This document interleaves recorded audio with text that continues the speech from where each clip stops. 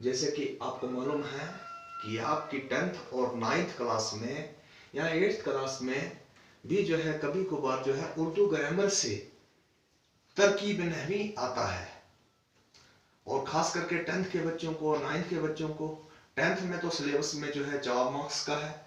تو آج ہم اسی کے بارے میں جو ہے اس کو کیسے کرنا ہے، ترکیب نحوی کیسے کی جاتی ہے، اسی کے بارے میں آپ کو تھوڑی جانکاری دوں گا، تھوڑی واقفیت دوں گا کہ کیسے جو ہے ترکیب نحوی کو حل کیا جاتا ہے.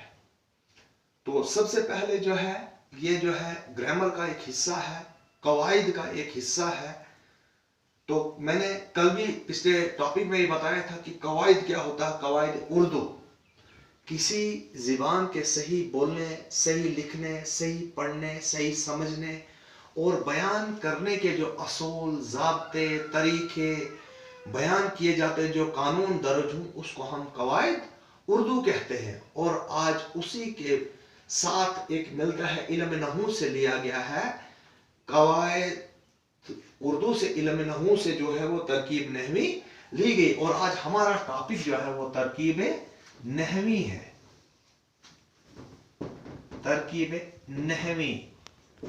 تو اکثر میں نے دیکھا ہے کہ 10th کے پیپر میں عموماً کوشچن ہوتا ہے، وہاں پہ کوشچن اس قسم کا ہوتا ہے، کسی جملے کی ترکیب نحوی، ترکیب نحوی کیجئے اور جملے کا نام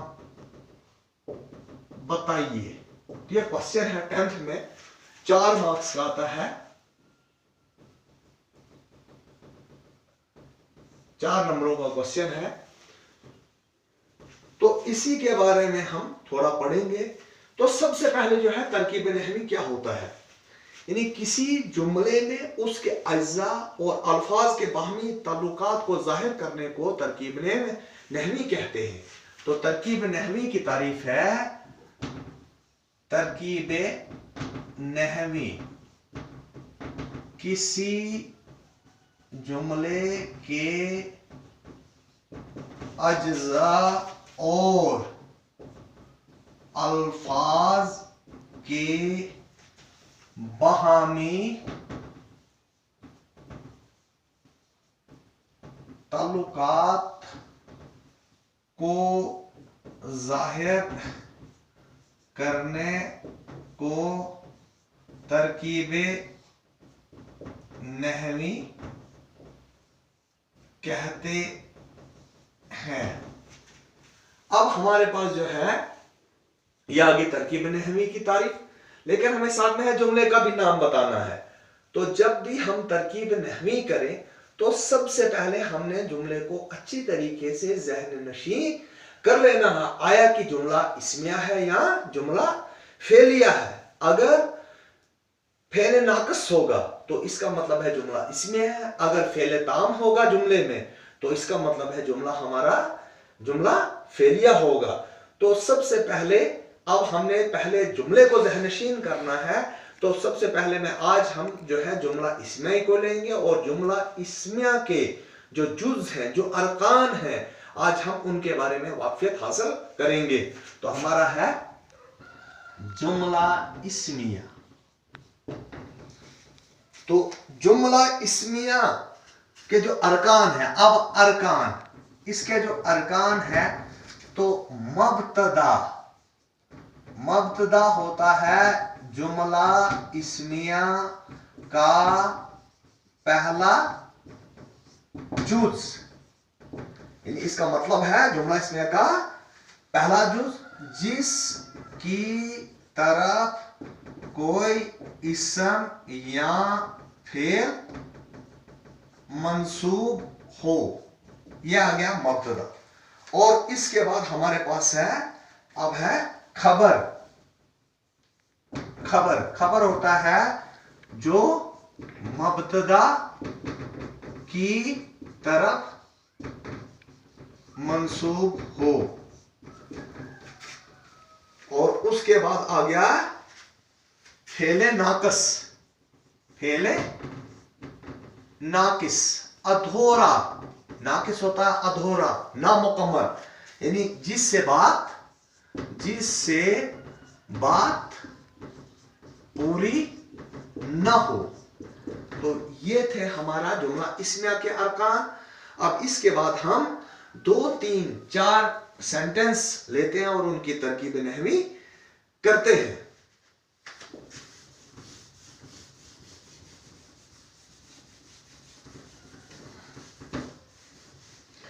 जैसे मैंने एक सेंटेंस लिया, एक पीछे एक पेपर में भी आया था, क्वेश्चन पेपर में मैंने पढ़ा था, वहां पे था वसीम, वसीम ज़हीन है। 2-3 पहले बार एक इंसान पानी का बुलबुला है। ये सेंटेंस भी कहीं एक पेपर में आया हुआ था। ये किताब अच्छी है, ये जुमला भी आया हुआ था। और उसके बाद 1-2 सेंटेंस हम लेते हैं, जैसे रहीम डॉक्टर बन गया। और एक सेंटेंस और लेते हैं, चांद मध्यम नजर आता है। ये 5 सेंटेंस लिए हम आज कोशिश करेंगे कि भाई हम इनको अच्छी तरीके से समझ लें। तो सबसे पहले मैंने आपसे ये बात की थी कि आज हमने जुमला इस्मिया किए हैं। तो अगर जैसे किसी जुमले की तरकीब ने भी कीजिए और जुमले का नाम भी बताइए, 4 मार्क्स का है एक जुमला।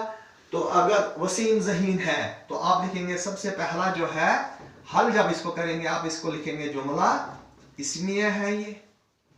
और वसीम जो है जुमला इस्मिया का पहला जुज है। तो जुमला इस्मिया का पहला जुज जो है वो मब्तदा कहलाता है, मब्तदा। और ज़हीन जो है खबर है, और है जो फेले नाकिस है। उसी तरीके से हम हमारा ये हुआ। अब हम दूसरा करें तो जैसे अब मैंने दूसरा सेंटेंस लिखा है, इंसान पानी का बुलबुला है। ये थोड़ा मुश्किल लग रहा होगा आपको, तो सीधा देखना है, जो आपको आसान लगे। तो पता है कि जुमला इस्मिया है, तो इंसान जो है जुमला इस्मिया का पहला जुज है, मुब्तदा है। और है जो है ये फेले नाकिस है। 2 हो गए। अब पानी जो है और का जो है और बुलबुला, तो का, के, की, ये हरूफे अजाफत है। हरूफे अजाफत होता है जो 2 इस्मों का तल्लक जाहिर करे। तो अब पानी जो है हमारे पास, बुलबुला जो है मजाफ है, और पानी जो है मजाफ आलिया है। तो मजाफ होता है जुड़ा हुआ, जो एक इसम से दूसरी इसम की तरफ लगाया जाए, और मजाफ आलिया होता है जो दूसरे इसम से मंसूब हो। तो इसकी तरकीब नहवी ऐसे थी। अब हम तीसरे जुमले की तरकीब नहवी करते हैं। तो तीसरा जुमला है, ये किताब अच्छी है।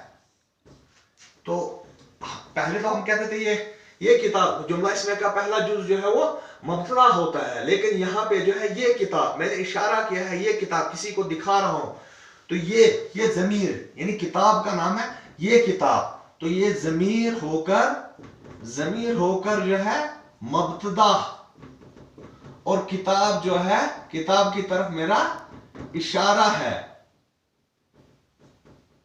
मुशार आलिया, और अच्छी जो है खबर है, और ये फेले नाकिस है। उसी तरीके से फिर है रहीम, चौथा है हमारे पास रहीम। तो रहीम हमारे पास मुब्तदा है, डॉक्टर खबर है, और बन गया